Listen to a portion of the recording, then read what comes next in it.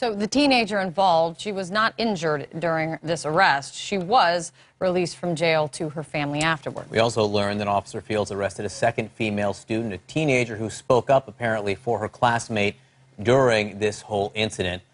I want to talk more about all of this with criminal attorney Eric Guster and CNN legal analyst Paul Callan. Eric, let's just ask off the bat here. You watched that video. What do you see? I see an assault on a student. There is no justification for what that SRO did to this young lady. And regardless of, I've understood that they've asked her to leave. They asked her several times to leave. However, when you watch this video, you see this officer not trying to calm this situation, not trying to de-escalate it. He did a WWE move where he dragged this young lady, threw her across the room, and there was no justification for it. The only justification that he could have is if she had a gun or something. That's the only thing that he could justify that type of action for. And what we're seeing so much in these schools is the criminalization of minor offenses. This girl was taken to jail for this. This is something where this is an administrative action that should have been handled by the school, a suspension or detention or something like that, not an arrest. So, Paul, what do you think? Do you think what Eric's saying is it doesn't even matter to him what precipitated this event because what he did was bad enough?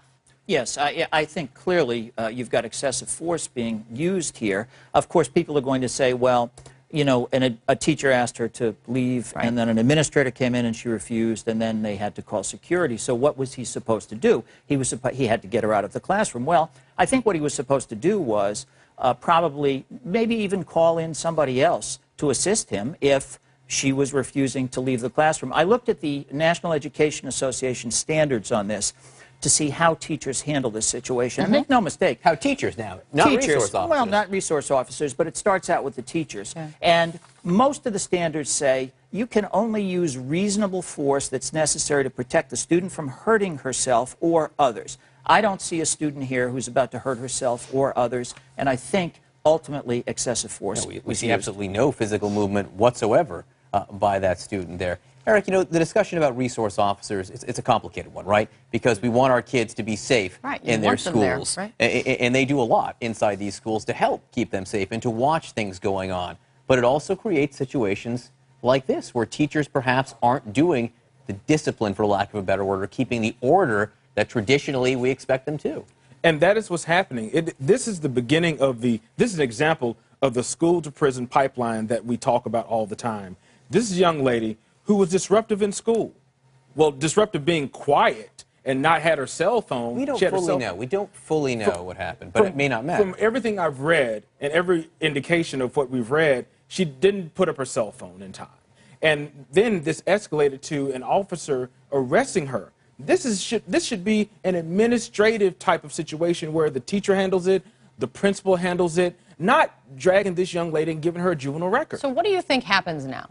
Well, you know, obviously, I think you'll probably see a lawsuit. We've already seen the sheriff's officer suspended. And I think you have to put the whole thing in context. I mean, you know, I remember going to a Catholic, high school and being punched in the face by a Zavarian brother, excuse me to the brothers, and a lot of people will tell you they remember stories about being hit with rulers by nuns. A lot of discipline was used in the past with students, but we've changed. Times have changed. We don't treat children this way. And the resource officers and the police have to adjust to the new set of rules, and the teachers as well. All right, Paul Callan, Eric Guster, thanks for the discussion. Appreciate it, guys. Thanks, guys. Thank you.